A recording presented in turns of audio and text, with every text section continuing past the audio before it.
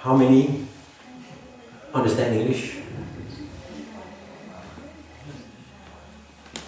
Yeah. No English? Some English. Okay. I think I will attempt to speak in English. We're speaking from Srimad Bhagavad Gita as it is. It is a spiritual book from Holy India. It gives basic spiritual education about who we are and what our surroundings are and what is God. And I chose a verse which contains the secret to success. No matter what you're doing, this verse will give you the key to success.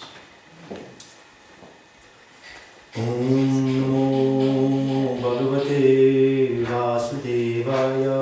Om Namo Bhagavate Vasudevaya.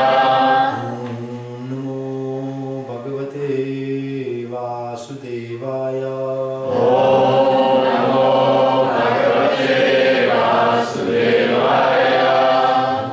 Namo Bhagavate Vasudevaya.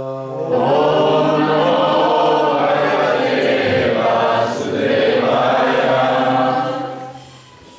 Recite the Sanskrit, and then you read the translation in English and purport in English by His Divine Grace, A.C. Bhaktivinoda Swami Prabhupada. Yat kamanonyatra lokayam karma bandhanaha tat atam karma kaunteya mukta sangha samachara. Translation. Work done as a sacrifice for Vishnu has to be performed, otherwise work causes bondage in this material world. Therefore, O son of Kunti, perform your prescribed duties for his satisfaction, and in this way you will always remain free from bondage. Purport. Since one has to work even for the simple maintenance of the body, the prescribed duties for a particular social position and quality are so made that that purpose can be fulfilled. Yajna means Lord Vishnu, or sacrificial performances. All sacrificial performances also are mentioned for the satisfaction of Lord Vishnu. The Vedas enjoin Vagnu Vai Vishnu. In other words, the same purpose is served whether one performs prescribed yajnas or directly serves Lord Vishnu. Krishna consciousness is therefore performance of yajna as it is prescribed in this verse. The Varnashram institution also aims at satisfying Lord Vishnu. Varnashrama charavata purushena paraha bhuman vishnur ahadhyate. Therefore, one has to work for the satisfaction of Vishnu. Any other work done in this material world would be a cause of bondage, for both good and evil work have their reactions, and any reaction binds the performer. Therefore, one has to work in Krishna consciousness to satisfy Krishna or Vishnu, and while performing such activities, one is in a liberated state. This is the great art of doing work, and in the beginning, this process requires very expert guidance. One should therefore act very diligently under the expert guidance of a devotee of Lord Krishna, or under the direct instruction of Lord Krishna himself, under whom Arjuna had opportunity to work. Nothing should be performed for sense gratification, but everything should be done for the satisfaction of Krishna. This practice will not only save one from the reactions of work, but also gradually elevate one to transcendental loving service of the Lord, which alone can raise one to the kingdom of God. So, the key here is sacrifice. Anything you want to achieve in life takes sacrifice. If you want to receive social welfare, it takes a sacrifice. You have to move your body and go and punch in and say, yes, I'm here. So anything you want to achieve takes some type of endeavor. And the purpose from Srila Prabhupada is, of course, to give us the highest benefit we can get. Because you can do many things in life and they will give some type of result. If you work hard, you will get money. And we can then discuss what is the best thing you can get. You have to invest something. So where to invest in such a way that you get the maximum return. That is Prabhupada's concern. He wants to make sure that we are not wasting our blood for something which is not worthwhile. So, for instance, I'm sure it's of some concern for all of us to have our daily relationships working with our husbands, wives, friends, children, our employers or employee, whatever it might be. So that also works on sacrifice. If you have a friend, to maintain that friendship means you need to invest some time. You need to borrow, or you need to lend your ear to whatever interesting or uninteresting thing he or she might have to tell you. And in this way, there is produced some type of love or ras or taste in the relationship. If you don't invest that amount of time and attention, you can't speak about a relationship really. You can't speak about a friendship or a marriage or whatever. So it's pretty easy to understand that every relationship we have, from where we ultimately retrieve pleasure, takes endeavor. So we might as well just realize that fact and then figure out how to invest my few years on the planet in such a way that I run around and I'm blissfully happy all the time. Foolishly happy. Unconcerned happy. Just like happy. We should figure that out. Because that is a great need, especially in Denmark. I mean, if you look around in Denmark, this is the place, statistically speaking, where people should be the most happy. I mean, and even I think they made an opinion where it actually shows that in Denmark, in the world, here people are most happy. And I mean, that's a shame. I mean, if this is as good as it gets, if you walk out on the street and you see the most happy people on the planet, then it's quite depressing. If this is as high as we can go, then we need to take some pills or something, because we cannot live with that. I mean, this would be torture if we had to live a whole life with the level of happiness that we are seeing in Denmark. So we have perfected here. This is the most perfect material society we have in the world. It is. You come to India and you see how the Indian society is working, materially speaking. And then you come here. It's like, you don't even notice that you are here. It's that good. You don't feel any pains, you don't feel any heat, you don't feel any cold. The metro is running all the time and you have enough money. You have nice houses, white screens, whatnot. I mean, you have any remedy for any condition here. And still, we're not like ecstatically happy, I would say. So therefore it just shows me that whatever we are investing in, whatever yagyas or whatever sacrifices we are already performing, is not really taking us to these peaks where we are really filled up, happy, ecstatic. So we don't really need to endeavor so much to maintain our material situation. It's here. We already have a very nice society. We're already very well situated materially. So why not try to invest something in investigating the spiritual realm, the spiritual energy? Because we have authorized books like Bhagavad Gita telling us that there is a whole realm which is actually energizing the material energy. That there is actually sunlight, which is a very powerful energy, that is because there is a spiritual reality behind it. So why not try to see if we could enter into that spiritual reality, because that means we will be charged 24/7. If you can find that source which runs through everything in life, and you can connect with that source, no matter where you are, you would have light in your heart. You would have love in your heart to give and share with people. So this is Krishna consciousness. We are saying, quite obviously, that this source is a person, that we are observing a highly advanced and highly meticulous system in existence. If you see anything in this room, I mean, I don't think any of us would be able to really, figure out the laws behind. I mean, take electricity, or take the clock on the wall, or take the substance of the paint. This is highly intelligently fabricated. It's highly intelligently produced. And then if you go one step above the temple, you'd see a pretty blue sky with a lot of clouds circulating in the most amazing systems. Sun is sucking water from the ocean without the salt. Pretty difficult task. It makes clouds and it sends it along and says, okay, you drop it here. And rain comes, which we can actually drink.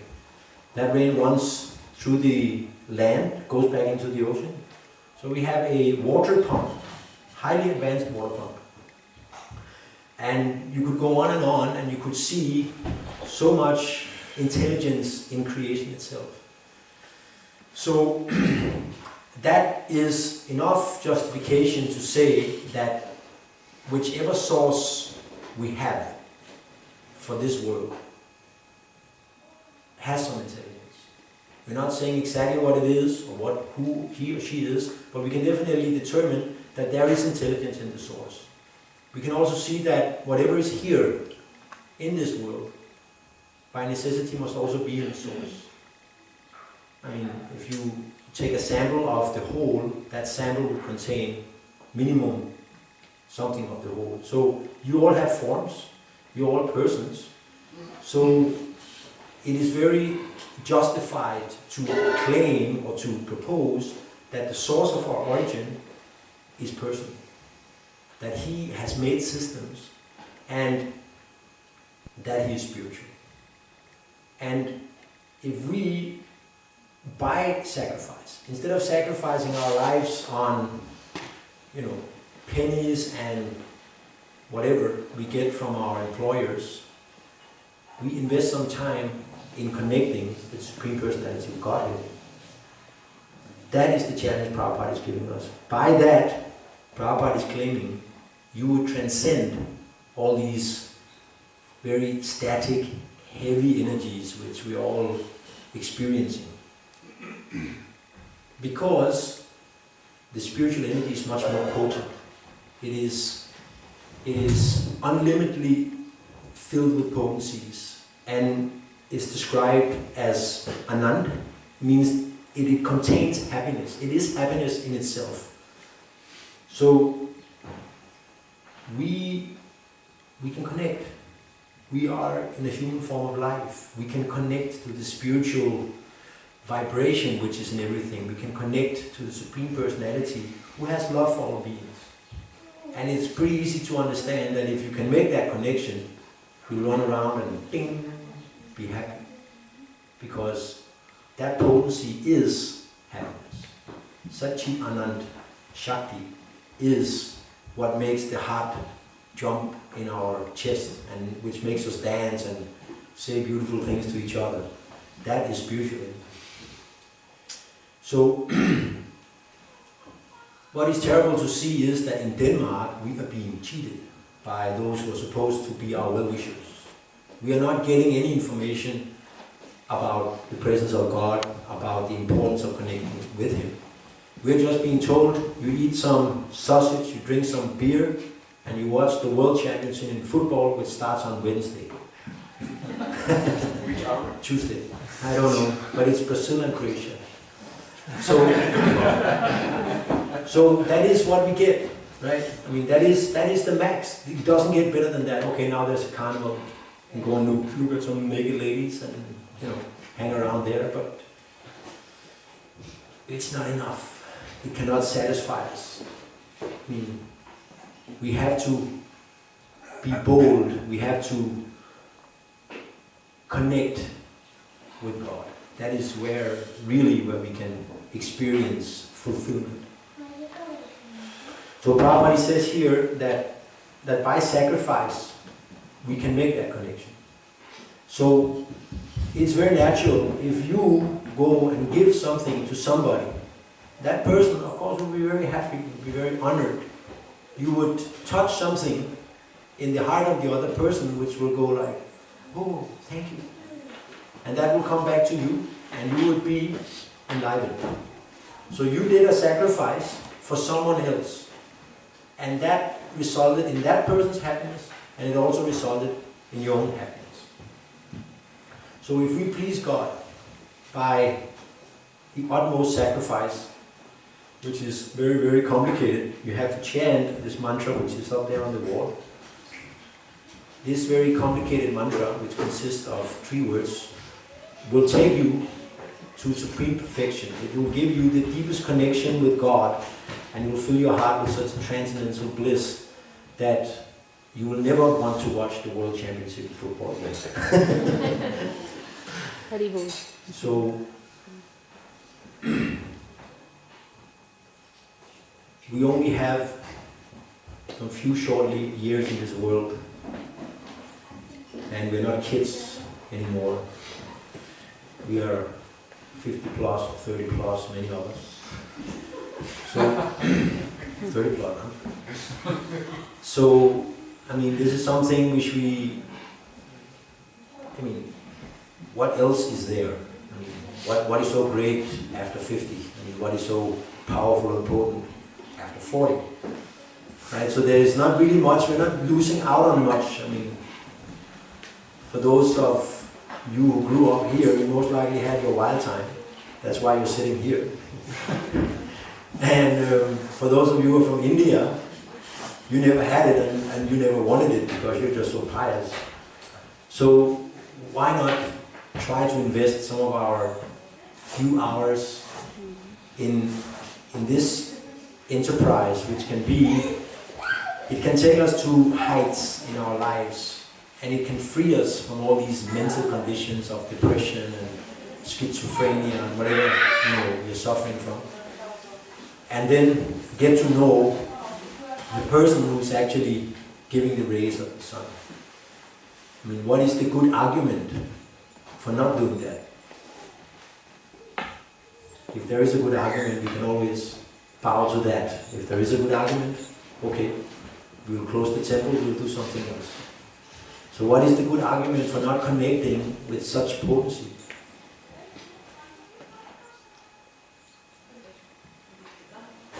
There is no good argument. Oh, child. I was afraid someone would come up with a good argument. So, Srila Prabhupada is presenting a tradition of a long line of spiritual teachers, and we have a unique chance to learn from them. So I can only say from my own, little situation, I could see when I got this book, I knew that okay, this is my last chance. If I'm not picking this one up, it will be downhill all the way. And I can only say today, after practicing some years, that it is really touching the heart. It is actually making us able to come above the condition of the body and actually begin to understand that love is not a material thing. You can actually love your father and mother without having some sexual attraction involved. If it's on the bodily plane, it's all about sex. But if it's love, it goes much further. You can love someone of the same gender or the opposite gender. You can love a dog. love a tree, whatever.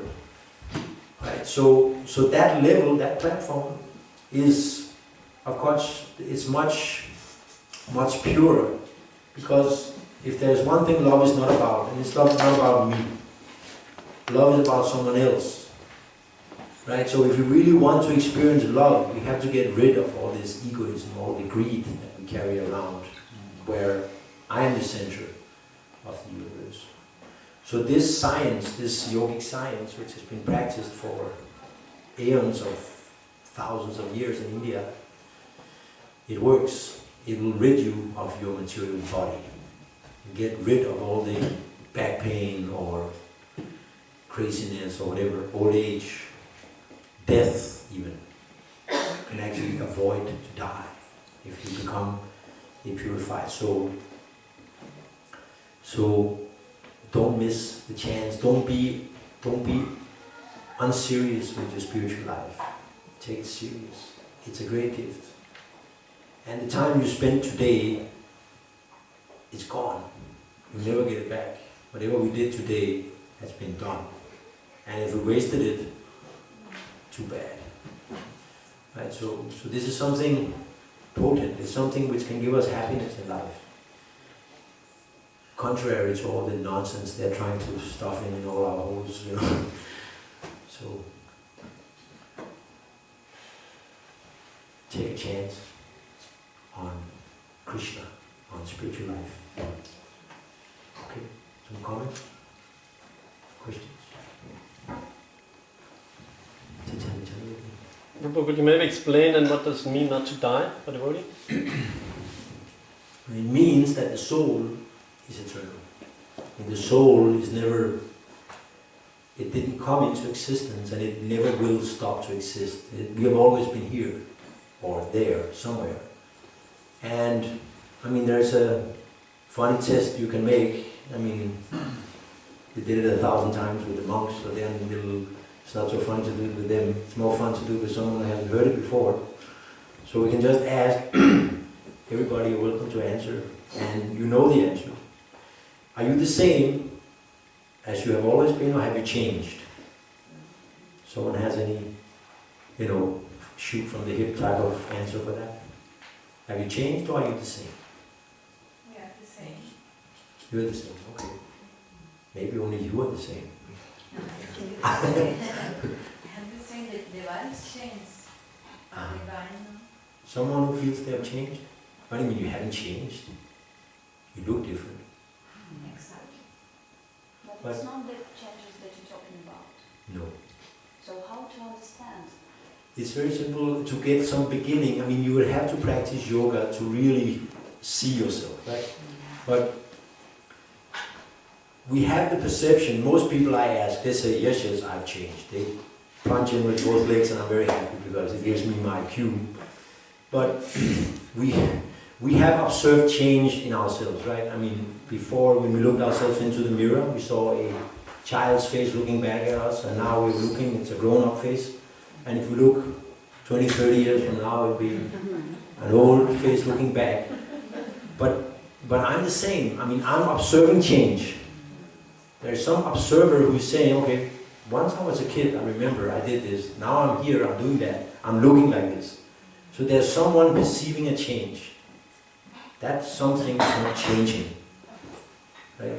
Your face might change. Your body might change. Your thoughts might think, oh, today I feel happy. Yesterday I felt anger. It's a feeling. Yeah, but you're observing it. You observed yesterday I was angry. So are you the feeling? No.